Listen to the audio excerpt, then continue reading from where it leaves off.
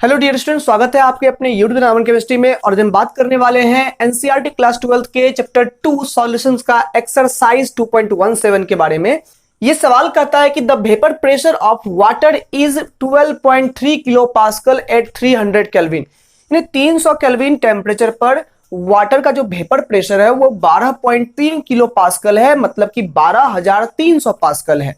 ये 300 kelvin temperature पर ये दिखाया गया है। ठीक है, तब कहता है calculate vapour pressure of one molal solution of a non volatile solute in it.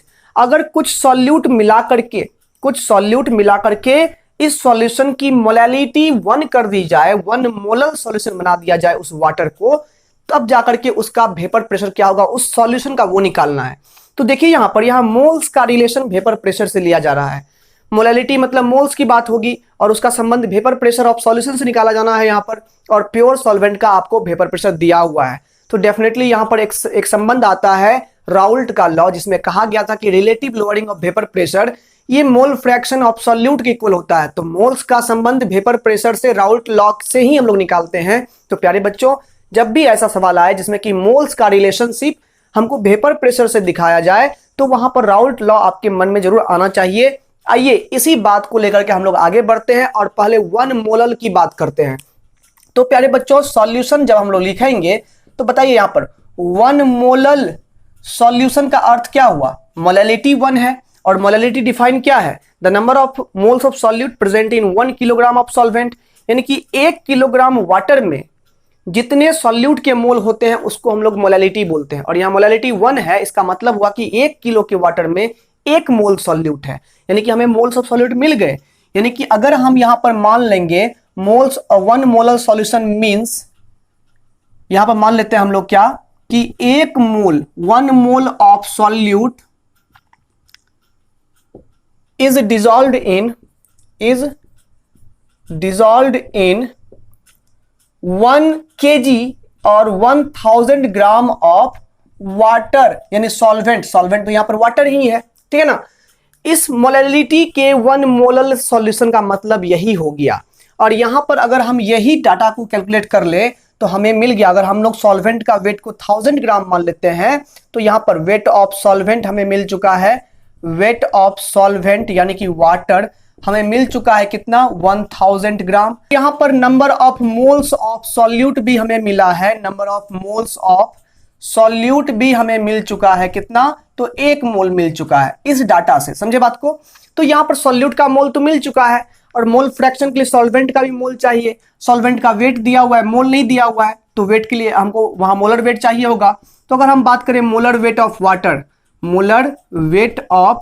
Water की बात करें तो 16 + 2 कितना हो जाएगा, 18 ग्राम पर मोल हो जाएगा। एंड देयरफॉर हम लोग number of moles of water की बात करें तो वेट बाय मोलर वेट करेंगे तो 1000 ग्राम उसका वेट हो गया, 18 ग्राम पर मोल उसका मोलर वेट हो गया। तो ये हमारा जगह 55.55 मोल हमारा वाटर का मोल आएगा 1 किलोग्राम वाटर में। समझ में आ गया। अब हमें जब यहाँ पर मोल्स निकल चुका है सब कुछ का, तो हम लोग आसानी से सॉल्यूट का मोल फ्रैक्शन निकाल सकते हैं। देयरफॉर एक्स सॉल्यूट की अगर हम बात करें तो सॉल्यूट का मोल फ्रैक्शन किसे कहेंगे, तो ये हो जाएगा सॉल्यूट का mole n solute by total mole, n total माने सॉल्यूट प्लस सॉल्वेंट दोनों मिला हुआ है। तो सॉल्यूट का मोल कितना यहाँ पर है, सॉल्यूट का मोल यहाँ पर 1 मोल है। सॉल्वेंट का यहाँ टोटल मोल कितना है, तो टोटल मोल में सॉल्यूट भी है और सॉल्वेंट भी है, तो 1 + 55.5 कर देंगे यहाँ पर। तो यहाँ पर ये हो जाएगा 1/56.55। और जब इसे हम लोग सॉल्व करेंगे तो ये आ जाएगा 0.0177 हमारा मोल फ्रैक्शन आ जाएगा, किसका, सॉल्यूट का आ जाएगा। अब ध्यान दीजिए यहाँ पर इसी से आगे बढ़ेंगे। राउल्ट लॉ के मुताबिक हम लोग जानते हैं, अकॉर्डिंग टू राउल्ट्स लॉ क्या होता है, relative lowering of vapour pressure माने कि P0 - PS बाय P0, माने P0 हो गया vapour pressure of pure solvent, minus कर दिए वेपर प्रेशर ऑफ सॉल्यूशन, तो ये दे देगा रिजल्ट किसका, लोअरिंग ऑफ वेपर प्रेशर का। डिवाइड कर देंगे vapour pressure of pure solvent से, तो ये वैल्यू हो गया relative lowering of vapour pressure. ठीक है ना, ये हमेशा इक्वल किसके होता है, मोल फ्रैक्शन ऑफ सॉल्यूट के इक्वल होता है, ऐसा राउल्ट लॉ में प्रूव किया गया है। तो यहां पर देखिए P0 हमें पता है, प्योर सॉल्वेंट यानी प्योर वाटर का वेपर प्रेशर हमें दिया हुआ है 12.3 किलो पास्कल, माइनस PS कर दिए बाय ये भी हो जाएगा 12.3 बराबर, ये निकल चुका है कितना हमें 0.0177। अब यहां पर देखिए तो 12.3 माइनस पी एस कितना हो जाएगा 0.0177 मल्टीप्लाई कर देंगे 12.3 से यहां कर देंगे मल्टीप्लाई, तो यहां से ये हो जाएगा 12.3 minus P S is equal to, जब इसको सॉल्व करेंगे तो रिजल्ट देगा 0.2167 के लगभग में ये हमारा वैल्यू आएगा, ठीक है ना। 0.217 भी आप कंसीडर कर सकते हैं। और जब यहां से हम लोग पी एस को उधर लेके जाएंगे तो ये पी एस हो जाएगा और प्लस पी एस हो जाएगा, और उसको इधर लाएंगे तो ये माइनस में आ जाएगा, तो 12.3 माइनस 0.2167 हो जाएगा। आप जानते ही हैं कि यहाँ पर जीरो बिठा देंगे हम लोग, और जीरो में से यानी 10 में से 7 जाएगा तो यहाँ पर 3 हो जाएगा, फिर 9 में से 6 जाएगा यहाँ पर 3 हो जाएगा, ठीक है। फिर 9 में से 1 जगह यहाँ पर 8 हो जाएगा, और फिर यहाँ पर 2 में से 2 जाएगा तो यहाँ 0 हो जाएगा, और यहाँ पर 12 में से 0 जाएगा तो यहाँ कितना हो जाएगा 12। तो 12.0833 यहाँ किलो पास्कल आ गया।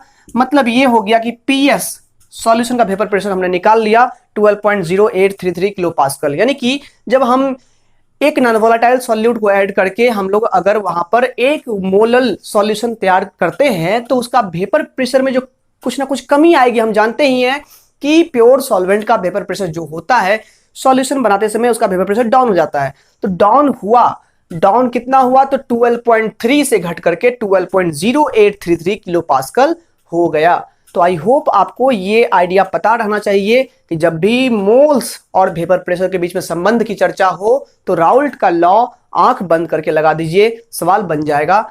आई होप समझ में आया होगा वीडियो। अगर समझ में आता है वीडियो आया है तो वीडियो को लाइक जरूर करिएगा, और वादा करिए कि आप अगर नए हैं सब्सक्राइब जरूर करिएगा। अगर पसंद आया तो सब्सक्राइब करना है, नहीं तो कमेंट में सुझाव भी देना है कि पसंद क्यों नहीं आया।